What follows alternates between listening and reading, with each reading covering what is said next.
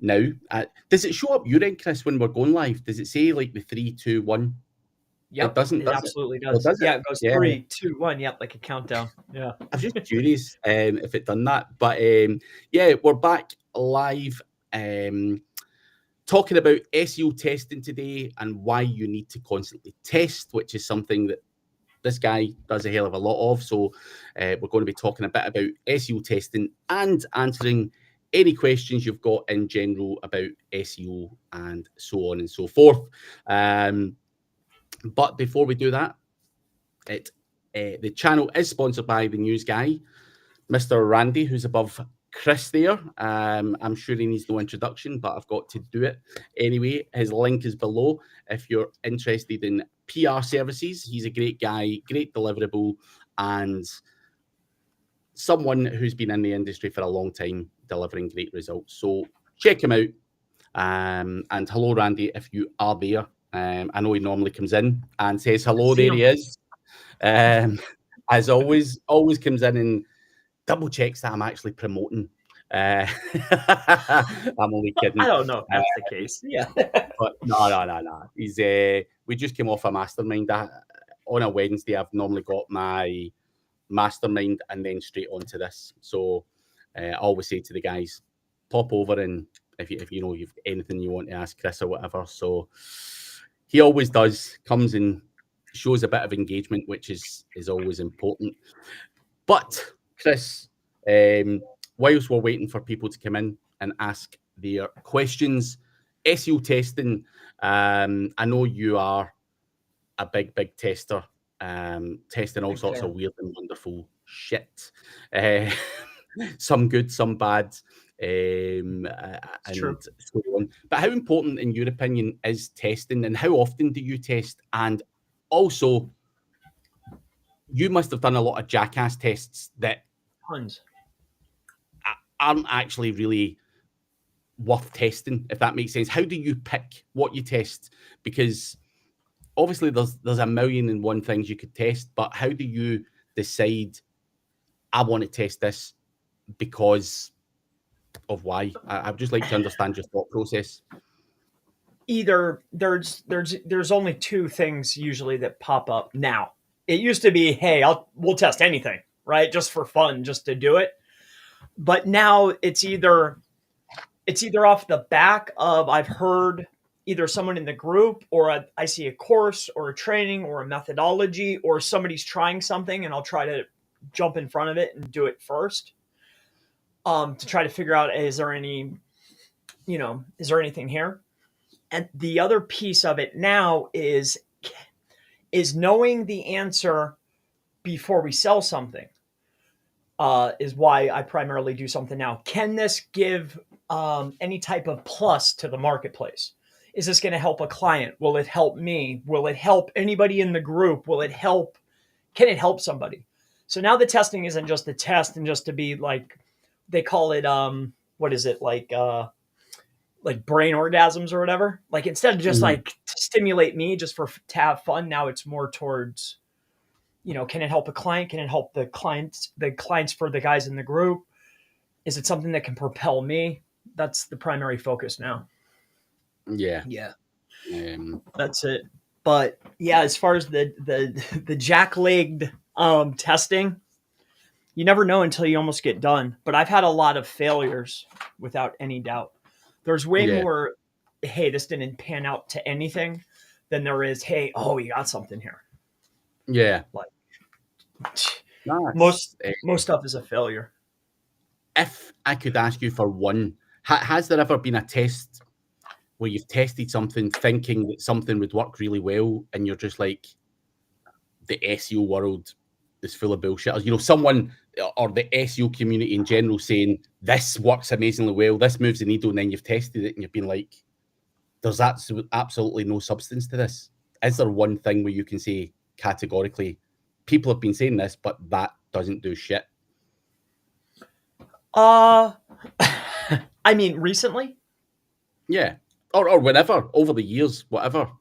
I mean, the most recent thing that stands out to me was just testing out the links with high volumes of traffic. like, oh, this is top tier. But then when you end up testing it, plus looking at the top 10 performers in the top 10 niches, you've come to find out that actually that's not really the case at all. You know, there's a very small sliver of pages that are actually driving traffic. So then it made me start to open up like, hey, is it the 80% of the sites that don't have anything, or is it these actual 20 that's everything? Mm-hmm. It just opens up more testing. But other than that, nothing stands out in particular. No, nothing just jumps out or off the top of my head. No, not that I could. Nah, I No, was not just so much. curious.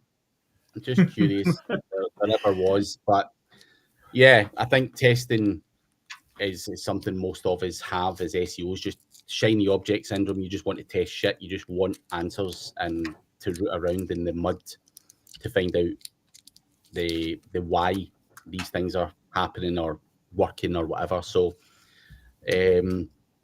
yeah, I can't emphasize enough about testing. And obviously that's just the topic of this video. But curious to know if the audience have got any cool testing stories or myths where they've tested something based on something and it provided the opposite of what you thought. Or we're happy to answer any other SEO questions as well. Honey is here. Good to see you, Honey. I know you've always got questions, so put them in the chat. I'm also curious to know, Kazra, what my gift is. So I'm going to Vietnam at the weekend, Chris. Nice. Okay. I think Kazra's been there probably for the last week.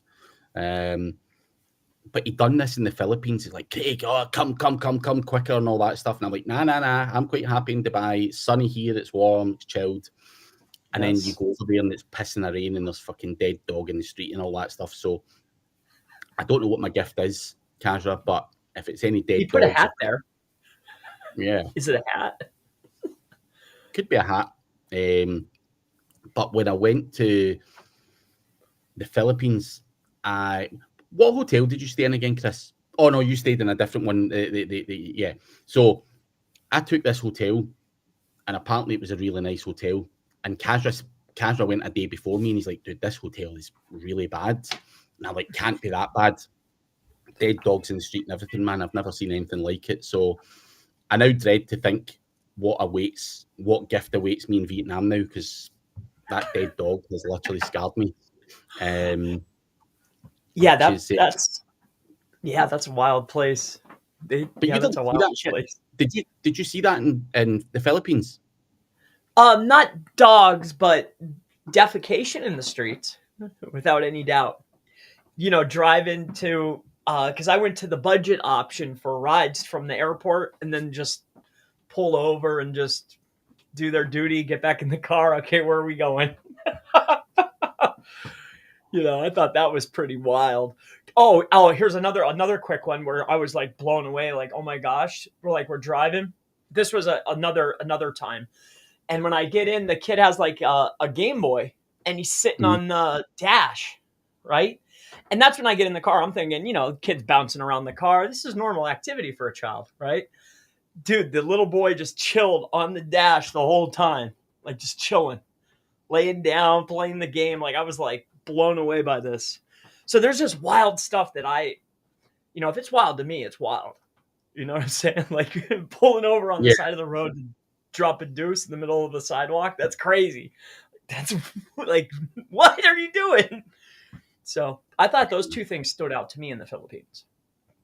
So are you going back this year? What was that? Are you going back to the Philippines this year? Oh, if they invite me, I'll go. I liked it. I thought it was fun. You told me you would stay there, right?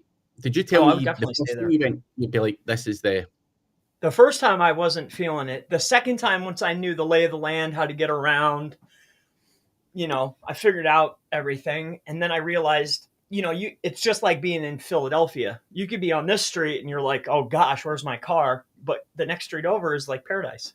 So yeah, that's what the Philippines reminds me of. Yeah. Yeah. No, I just think the food thing for me is the biggest killer. I'm not a huge fan of Asian food, man. I know everyone else probably is, but yeah, not for me. Yeah, but they have that. They have those apps. The guy with the motorcycle. It has to be a motorcycle, dude, because then they're there lickety split with their bag, and then when they get there, like I'm ordering full course meals from Starbucks, and it's like $7, and I'm like, yes. I don't know. I Once mean, I figured out that part, the food thing, their internet's fast, the food's super cheap, service is super cheap, the people are mad nice. It's pretty. I like it. Yeah, I like the Philippines. and, and have you been to Vietnam? Has that been on No, your? Nah. no, no. Is that like Thailand? It's just next to Thailand. Yeah. I'm So not sure how it compares to the Philippines, but I'm sure Kazra can probably, tell us. like I could get down in Pattaya or Pattaya, however you pronounce it. A friend of mine just went over there and he's like, dude, you need to come here. He's like, you'll love this. I could A get down lot with of that. a Yeah. lot of It's people. on an island. Yeah. Sign me up, Craig. Sign me up. But I like Dubai too. I like everywhere but where I'm at. I think that's how it isn't that everyone though? Yeah. I I can mean, I leave a had a state friend. over and be like happy. I had a friend who came to Chiang Mai SEO a couple of years back, and he met a girl, and he stays over there now. He just fucking moved, and you're like, fuck. So it works very well for some people. I think the cost of living and stuff obviously attracts people. I think you can live like a literal king for maybe $3,000 a month with a driver, a chef, a nice pad, That's what I mean. and the good That's weather. That's a draw. That's a draw. Yeah, living like a king for so cheap. And then when you're adding up everything, like what you did, and then I'm adding up the bill, and it's like, oh, that was one day in Dubai. Oh, dude, Yeah. You can run Dubai. through it quick in Dubai. You can Yeah. also live, nicely too, if you wanted to. Yeah, it depends where you go, but if you're going to go down to the main places in Dubai, your hand's never out your pocket, man. That's yes. Chris has the red light on. He's open. No. Well, no, you guys can't see it. Not today. Not here. Oh, I can see the red light. No. I can. It's Just down here. it's got a little bit of a tinge to it, I guess. Not here. What is the red light? You now need to tell us. I have no idea. Oh, a literal red light. I have a red light in my room. It's right here. It's like right here. See? But what is it for? Like to heat you up? Like why a red light? Am I missing a joke here? I don't know. I have no idea. It's Darren's got jokes for days. I don't know. Who knows? I have no idea. Background. He's talking about your background, Chris. Yeah. See, that makes sense. Yeah. I was probably overthinking it. I thought there was some weird, sinister thing going on. But talking about conferences, Chris, are we doing a conference 100%? Man, I talked with Darren one time and then I never saw him again. Speaking of conferences. Darren, what happened to your wife fucking organizing this for us, Darren? Well, he said he would talk to her. Maybe he could help me. Yeah. But I never saw him again after that. That was it. Maybe that caused a riot in the house. I don't know. Nah. Darren's wife, well, from what I seen, was pretty chill. So, yeah. Chris is a lizard. He changes skin color to red. That could be true. Why? Is it? Could be. Is it? Is that? Are those fighting words?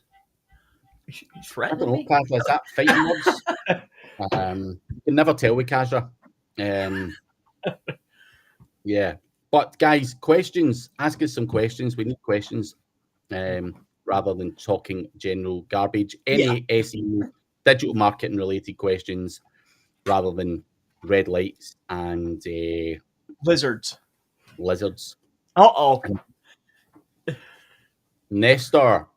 Nestor is here. Nestor, do you know Nestor? You must have met Nestor before. I think Nestor came to our event in Vegas, but yeah, Nestor was in Dubai as well, everywhere. But I actually remember Kazra was standing and he's like, is that Nestor there? Because he didn't have his sombrero on. He normally always walks about with a big sombrero at the SEO conferences. So there we go. And ex-wife soon. And not because of Chris. What's your thoughts on Navboost, Chris? Do I think that boosting based on name is going to be important? So that's a really fun test where I thought just pumping the brand would have done it. But it wasn't just the brand, it was actually the URLs plus brand plus key terms. Pumping just keyword traffic isn't as important as increasing the brand traffic. I believe that to be factual. So those are my thoughts on NAV boost. And what's your thoughts on it, Kazra? Yes. I'm curious to know your thoughts on it. Let me shut this door right here. Give me 2 seconds. Cool. Okay. And Darren, he did have tequila, I believe. I didn't taste it, but I seen others who did. And I think there was a few rough people the next day. So yeah, he done his famous technique of coming along with some bottles of tequila and handing it out around the event, and people were all over it. So what a guy! But he lost his hoodie. So Nestor, you need to DM me if they've found it. And I have had my busy day today, all my meetings and everything else, but I could pop around tomorrow and get it if they have found it.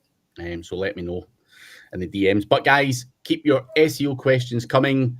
Anything SEO related, digital marketing related, feel free to ask in the chat.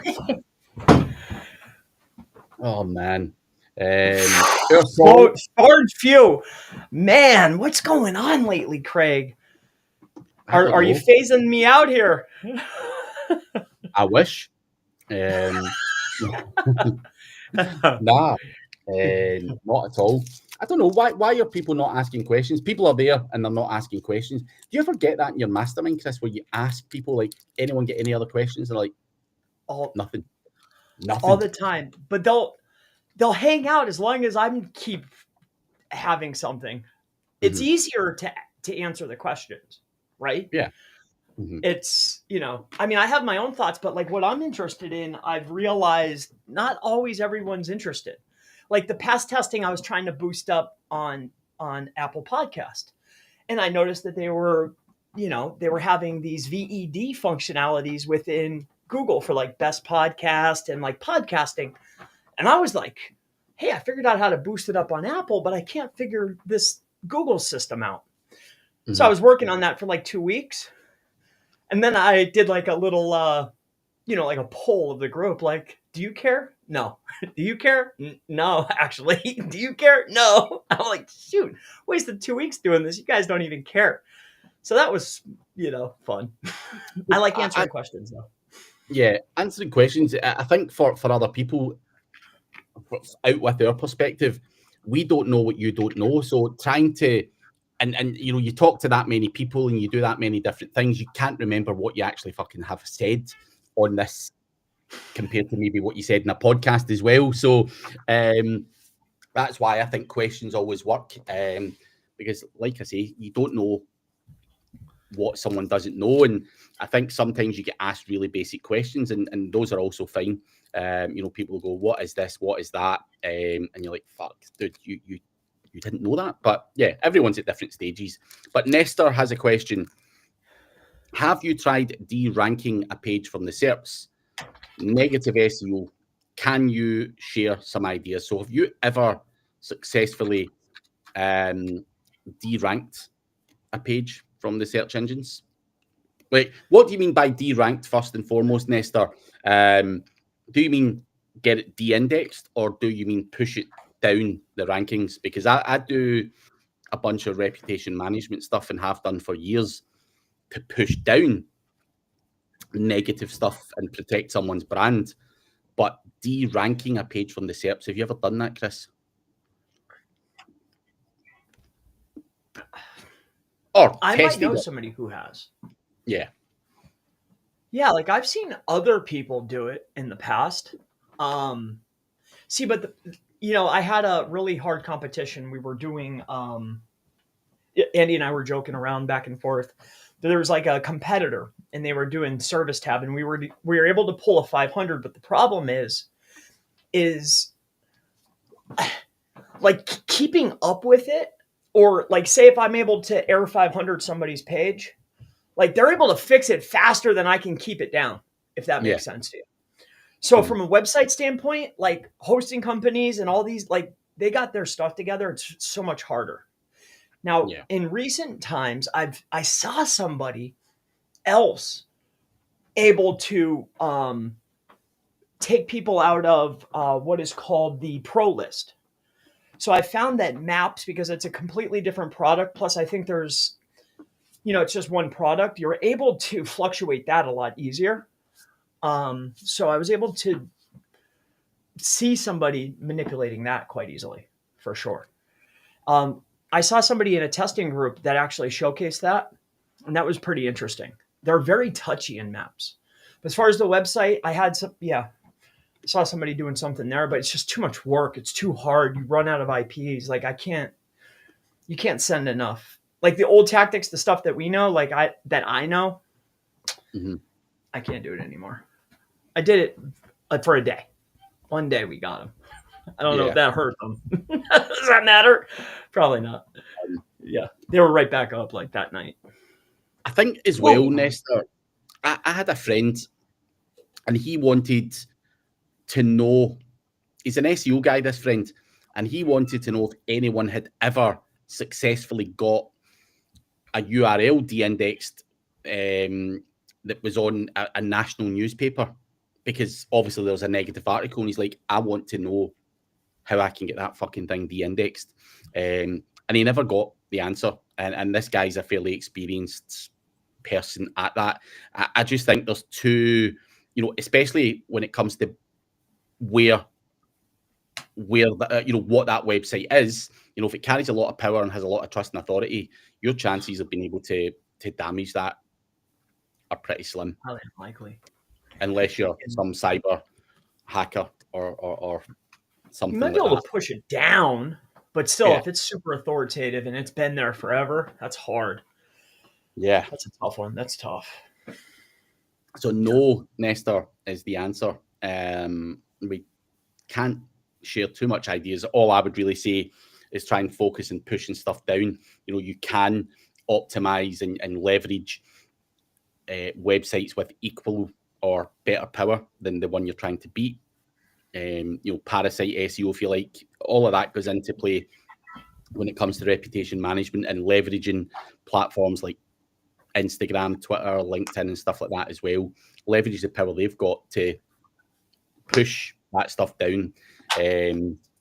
Hopefully that helps you. But Ursol says, if everything goes to AI rather than search engines in a few years, does this mean it's just going to be PPC and not SEO getting referred to, and AI answers just ain't the same thing? So what's your perception on this? Obviously, I know it's hypothetical because we don't know, but how do you see it panning out? Man, it's all hypothetical. I mean, we see where they're leaning towards. Is it only a matter of time that it's completely pay to play? And not only is it pay to play, but that's more trusted. I could see that happening, at least from a Google standpoint. So in the few years, can I see it all being AI related, but really what they're pushing as the best results or the best answers are really who's also paying? And don't we already kind of see that now? Like, yeah, you might catch a run and be able to manipulate your way in there currently. But more and more I'm seeing that, like, how come, for instance, I don't want to use a name. But the guys that are advertising the most just so happen to have the most AI results as well, or snippets. It seems odd to me. Like there's some people that get lucky and they get in there, or they figure out a tactic to get in there. But when you start looking at, okay, I look at their site and I look at their traffic, and then I look at another website and I'm looking at also how much paid ads they're spending, boy, they just get rewarded with so much more. I don't think that's a coincidence. Yeah. So do I think that it's all going to be AI? Yes. Do I think that PPC is going to be more and more? Yes.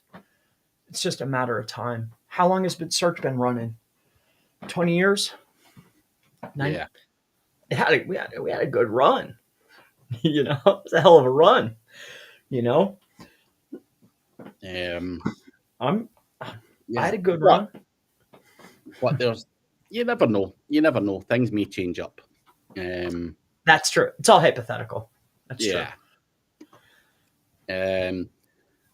Our Sol says, how does Ranker X differ from Money Robot? Which is superior? What do you use, Chris? Wow. That I haven't heard that question in a long time. If out of those two, Ranker X, but neither. Like, I think it's so category specific now.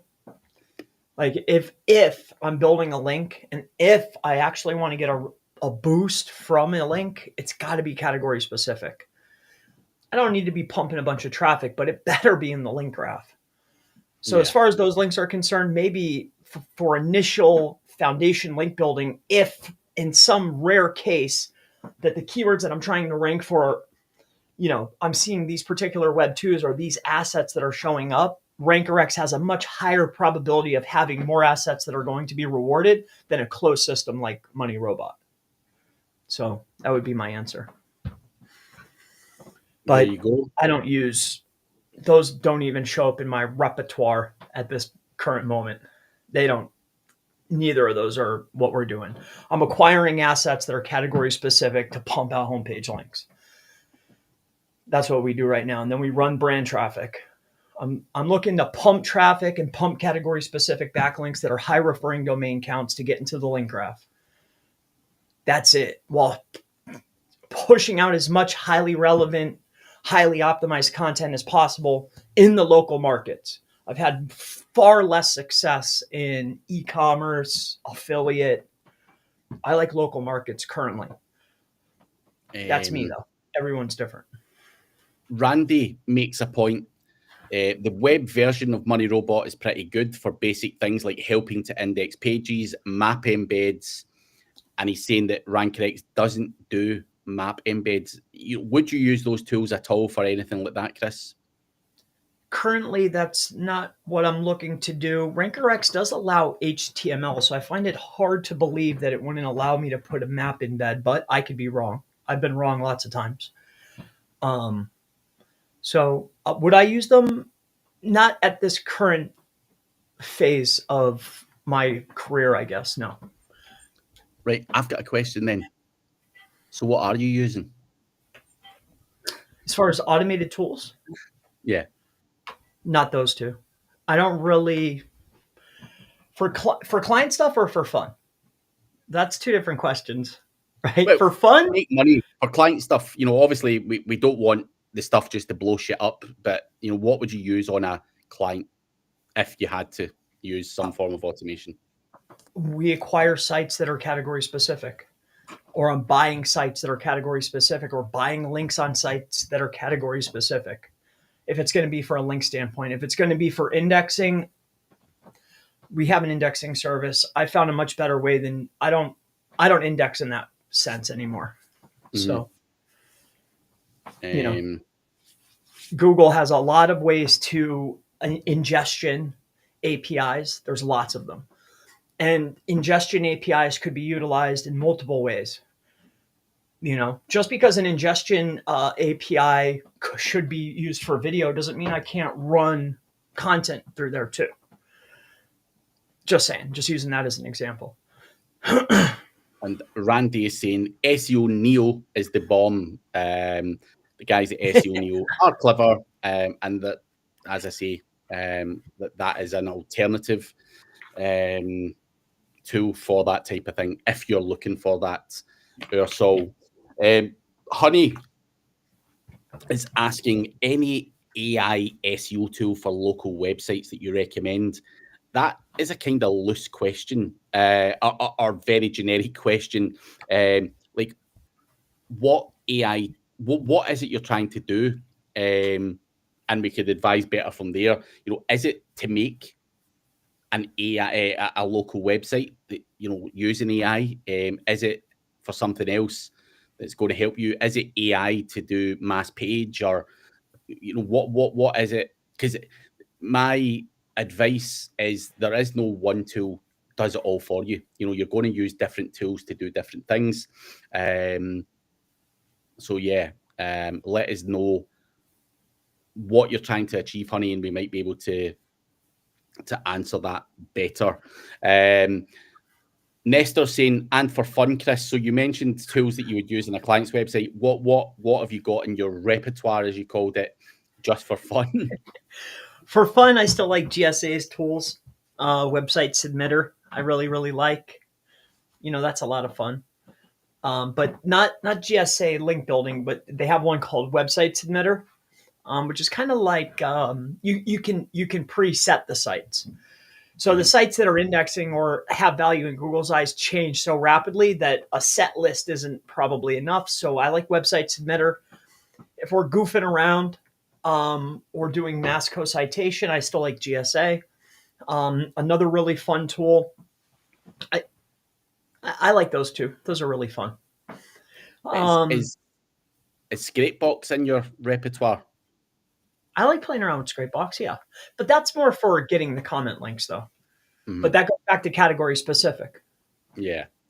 I like Scrapebox. Scrapebox is a old but gold tool. The best $97 I have probably ever spent in my life. It was 97, right? Yeah, it was. I think it was only 97. Yeah. Those days are gone. It's cool for I like to find the comments, but see, things have changed now. So like we'll buy a built with list, and then we're looking for, you can submit custom footprints to the built with. So this way instead of scraping sites based on a list inside a Scrapebox, which will take forever, I could submit and get 30 million sites for $50. And it'll say, hey, here's 50 million sites that have these footprints. And then you run it through Scrapebox. Yeah. There you go. That's fun. See, that's the fun stuff. That's fun. Yeah. So there you go, Nestor. Hopefully that gives you some food for thought. Kazra has a question. The first 250 backlinks that you build to a new site, what are you doing?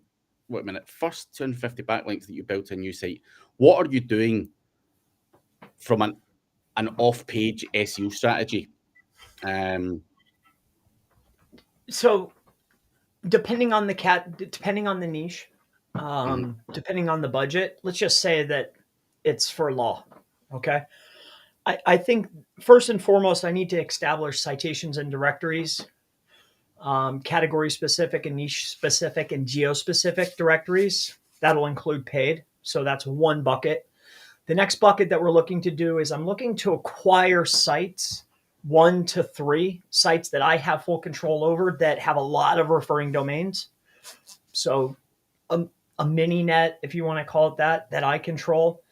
On top of that, we go over to what's called Muckrack. There's lots of these types of lists. So that's what we utilize now for outreach.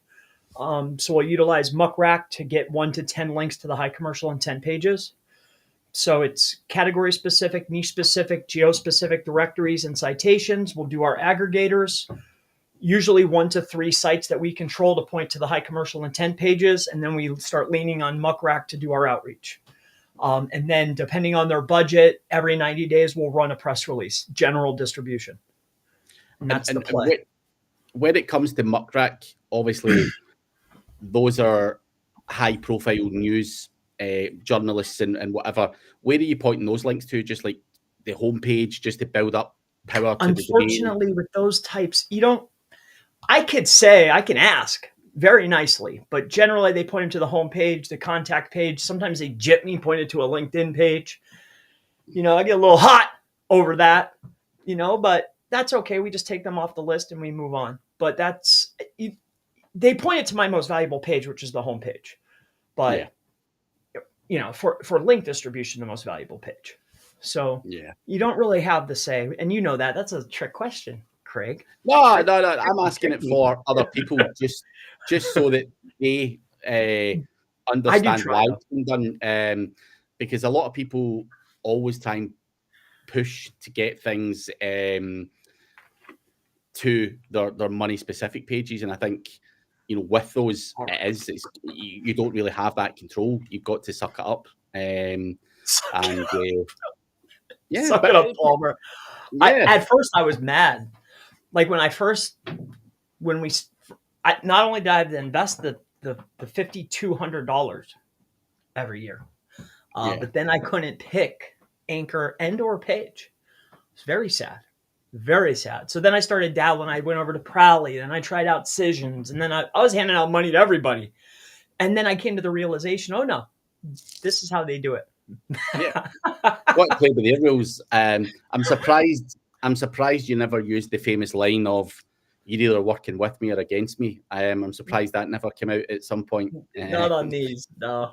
They're working with me, just not to the best of their ability. Interesting. Our Soul says, I asked about Money Robot and RankerX, as a few groups are using it to build tier 2 links, as cloud link building and press releases are not working as well as they were. Are you seen that as well, Chris? Or you mentioned just previously that you do every 90 days a PR blast. Are you still seeing that effective? Or for co-citation, I really like to have the Yahoos and the APs and the Market Watches show up in a SERP. Whether it's hot, from one niche to another, the effectiveness will change. But what doesn't change is being able to see a reputable site in the SERPs and have a client smile. And that is important for client relationship and rapport. So with that being said, is it effective? It's effective in more ways than one, but not every niche is the same. Is it as effective as it was 5 years ago? No. Does it still give me co-citation and still put a smile on a client's face? Definitely. Absolutely. So what was the other part of that question, though? There was something else. Oh, the tiers. So, we all see the same thing through different eyes. When we're talking about tiers, there's lots of networks out there. I'm sure, Kazra, my good friend Craig, there's multiple ways to do tiers, right? But there's better levels or better quality of link that I can point as a tier that isn't going to be an automated link building tool. Case in point, like a niche edit, a comment link, something that I know is going to stick in the SERPs, get recrawled and continuously pass value. And it's not going to get me so far off of the category that Google just devalues everything. Yeah. So that's where we tend to go. Like if I could go get buck links or $2 niche edits, that's what we're going to go and do. They stick, they stay, they're powerful.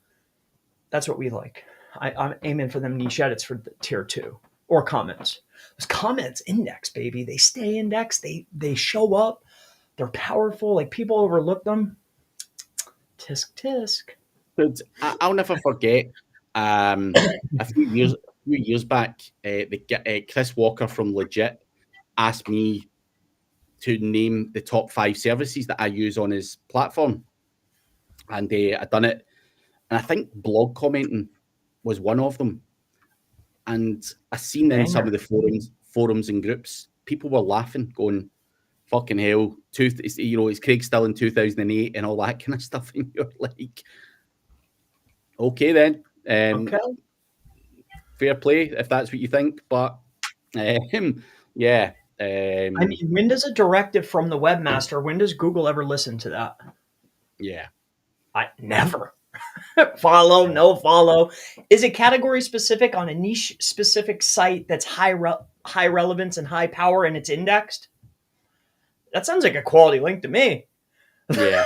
And I can get them for dirt cheap. What? That's a win. That's a winner. That's a winner right there, in my opinion. Ersol also says, how do you get category specific domains? Are they mostly deleted domains or guest posts on third-party websites? Or a mixture of both? Well, that's a good question. That's tough. Now, getting them non-dropped, that's even tougher, but not that tough, depending on where you're looking. Are they deleted? No, I wouldn't get deleted. You can revive some as long as they haven't been down too long, but that, I want it not dropped, ideally. How do I find category specific? Category isn't based on the content. It's based on the links that are pointing to the site. So there's you would be amazed. Some of these guys out here have 200,000 sites, 50,000 sites, like it's nothing. And they never drop. They're just parts, chilling. You would be surprised. Like I've been blown away numerous times in this career. I'm like, damn, dude, I thought I was rich.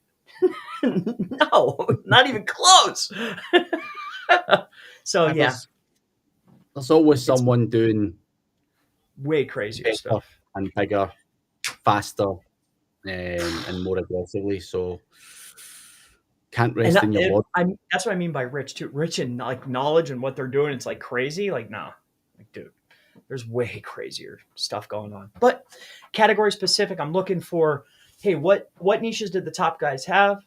What are the top 3 categories? And then I'm buying sites or acquiring sites based upon that. I want to hopefully, most of the time, what I'm noticing too is they're already sitting on a CDN, which is really good for me. I just move it right over because those IPs are dynamic anyway. It just works out really good. I like those assets. You ever reached out to like websites that have been lying around that have clearly not been updated in a few years, where someone's just went, fuck it, I'm not doing this anymore, and just let the website kind of sit there? Have you ever reached out to those people and had any success with that, where you found like some old website that's got a bit of history? No. Yeah. I'm always measuring time against reward. I mean, if I could acquire something at a price that's already curated and it's just given to me on a like spoon-fed to me, I'd rather pay the fee. So no, I like spoon-fed. I'm like a baby, like an SEO baby. Like, those domains are so good. Oh man. That's the snippet right there. That's going to be the YouTube short. I knew you'd like that. Anyway, everybody would be lying if they don't like stuff. Just here it is on a silver platter. Here you are, and you're just like, oh, I like crackers. You know what I mean? Yeah. Come on, everybody be lying. I agree. And Muzzy says, oh, Jesus, Muzzy, I'm not even going to say that last thing. Anyway, back to our song.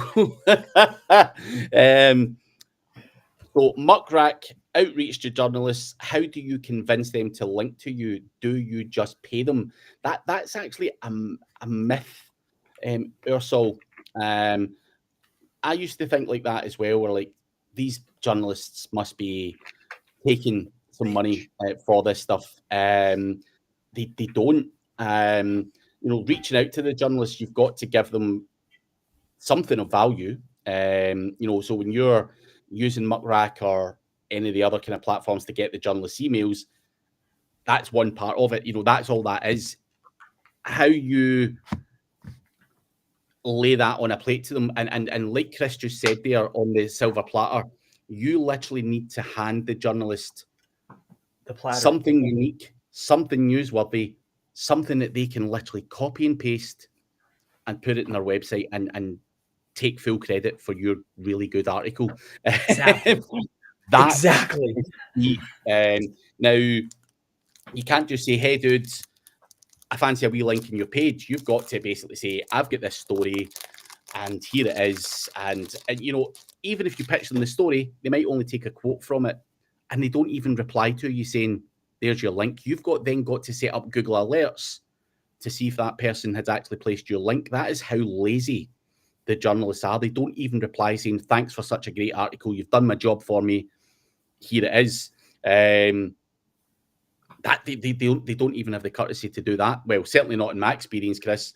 You might tell me different, but we've got to, most of the time, set up Google Alerts. They don't even tell you.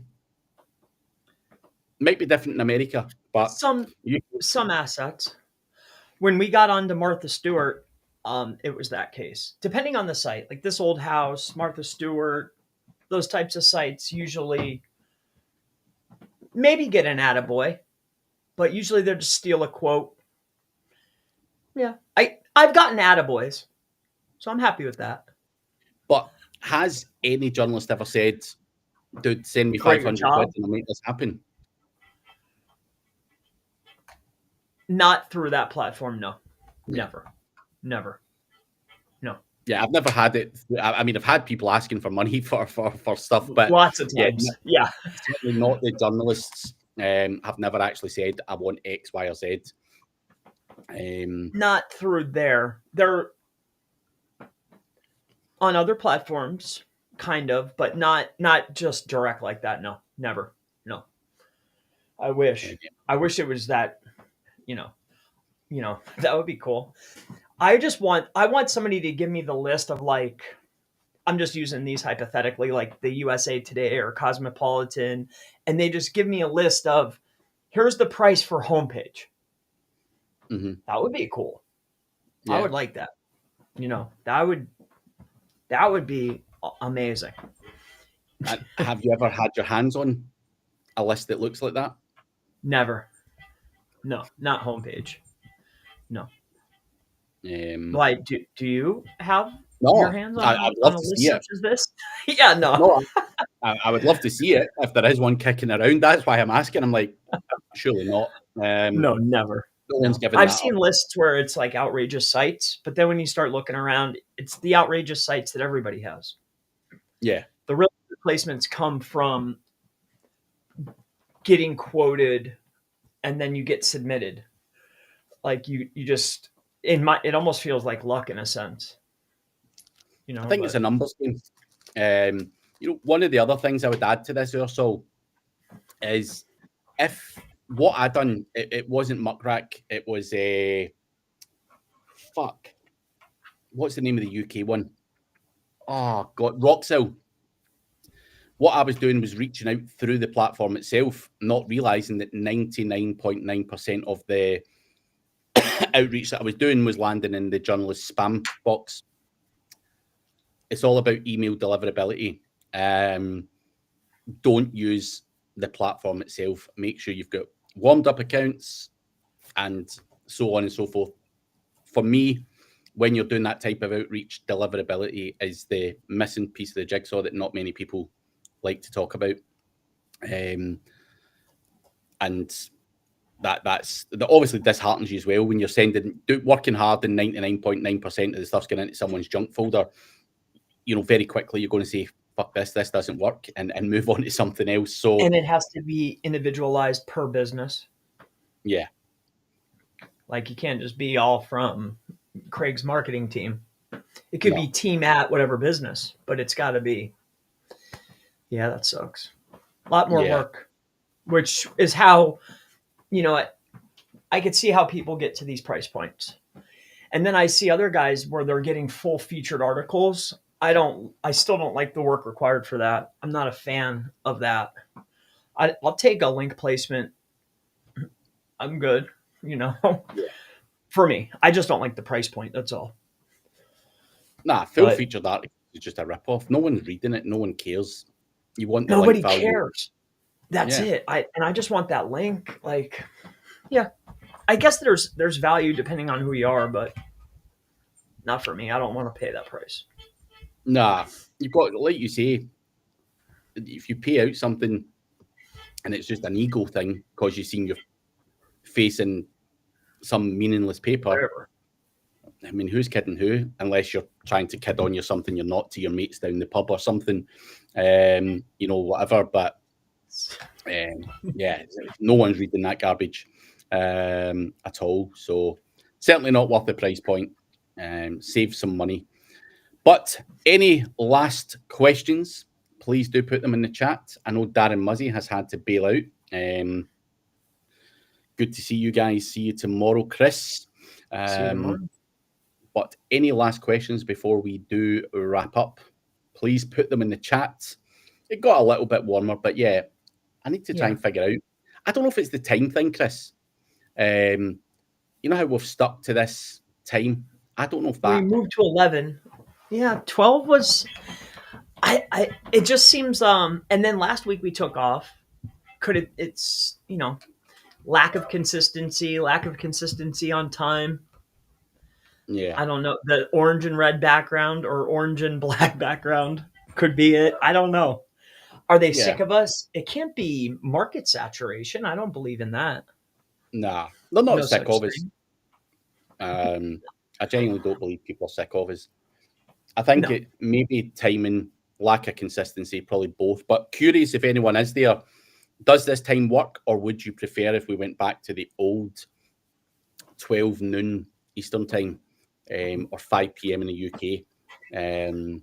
I'm just curious to know, because what's going to happen is within a few minutes, you're going to start to get the people, a new rush, the Eastern time coming in. And that's why we're always at the end. Oh, fucking, you get all these kind of questions. So let us know if you're listening in terms of the time. I'm going to actually do a poll or something on social media as well, so that I get a better answer for this. What time actually works? Because there's... What time's best? It doesn't actually make a difference to me. I was just trying to tweak it because I felt... I'm sorry to cut you off. In the UK, 5 p.m. is when people leave their office. That's 12 Eastern time. So I felt like if we moved it to when people were still in the office. Yeah. That's funny. Then they'll have time to goof off and watch some shows. Yeah, that makes perfect sense. No, truthfully, it really does. It's just funny to me. When you work for yourself, you're like, I'm always like yelling at myself. Like, why are you screwing off? Tension relieving is not goal achieving. Like, stop, do your job. It's like a constant battle. So it's funny to, like, a normal worker is like, anytime to goof off is perfect. That just puts me behind though, but inside of YouTube, that YouTube gives up those little blocks, it'll start at like 6 a.m. and it goes down. Where's your dark purple? You know what I'm talking about? Yeah. Between 3 and 5 p.m. in the UK. Oh, so wildly different than me. Mine's bright in the morning. Well, of course it's different because you're in the UK, Chris. Yeah. So 3 and 5. So 3 and 5 a.m. or p.m.? PM. 3 p.m. USA I've never... to you. Okay. So that's between 10 and 12. That's right. That's the hot time for me too. Yep. Your 3 p.m. is right when mine's bright purple. Exactly. Yeah. So this is a great time. Yeah. 10, 11. Yeah. I think so. But let us know. But Ursol is asking, how can I learn about digital PR? If you get any resources you can recommend, or where did you learn digital PR? Who's the top guy? Siege? Something Siege, I think, is the guy running it. He's where I see it. Like, when you go looking all that stuff up and you look around online, who's winning the term, who's winning the supporting terms. That's a resource. I forget the dude's name, but I think it's like Digital Siege. Go check him out. It's not for me. I don't like the price point, but he's got quite a bit of content. I think he's winning the term. Forget his name.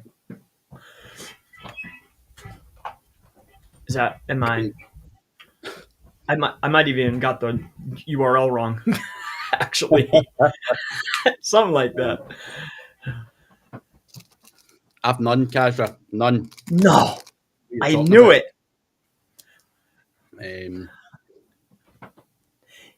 No idea. I did a podcast with him. My glasses were snapped. It was right when I came back.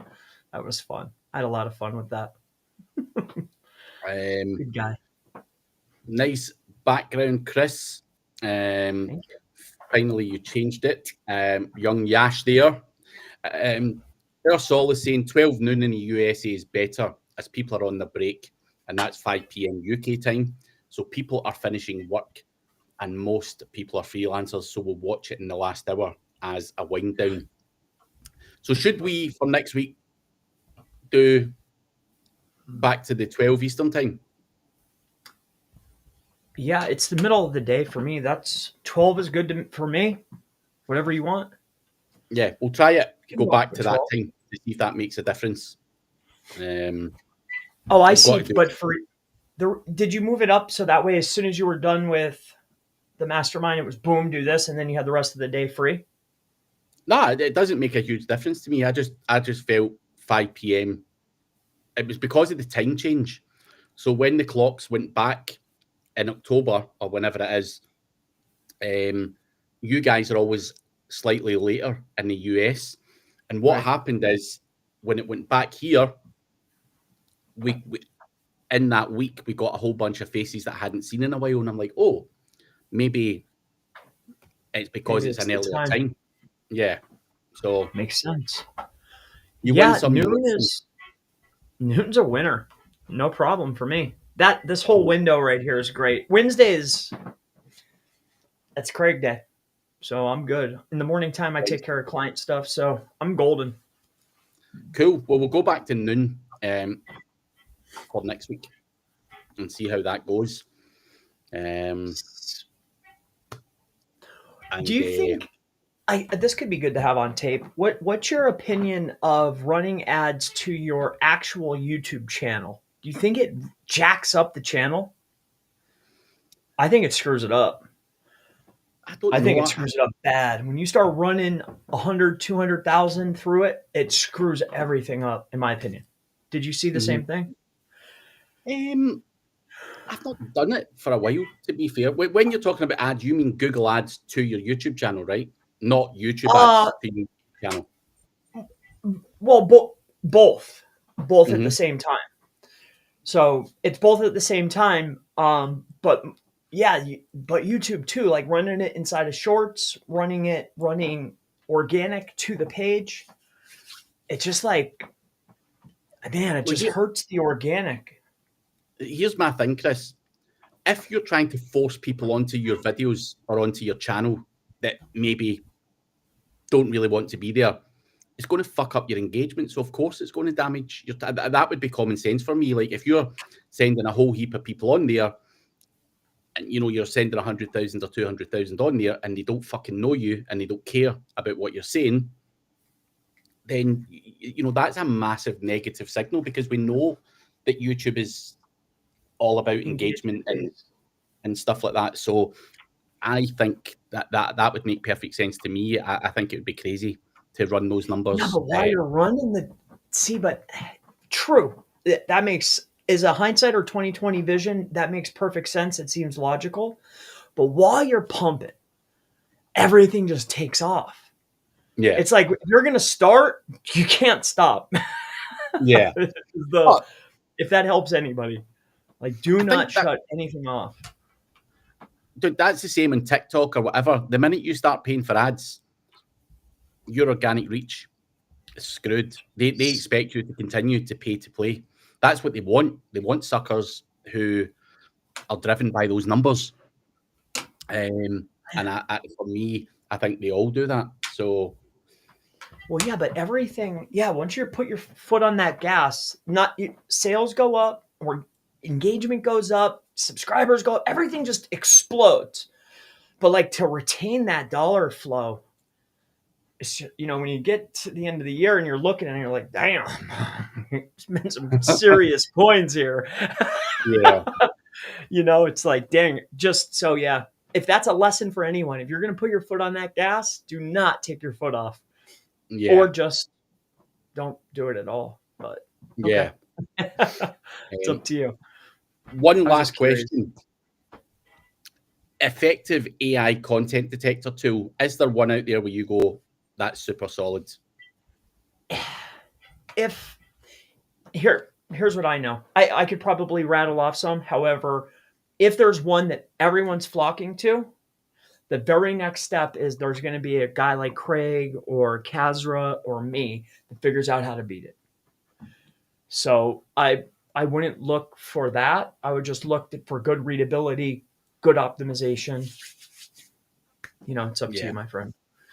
Because it's as soon as you get somebody, oh, everyone's looking at this, the very next thing is, okay, how do we beat it?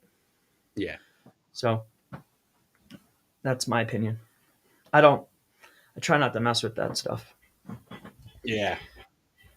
But on that note, guys, we are out of time, out of questions and everything else. But we will be back next week at the later time of 12 Eastern time, 5 p.m. UK time. We'll give that a bash. But sounds great.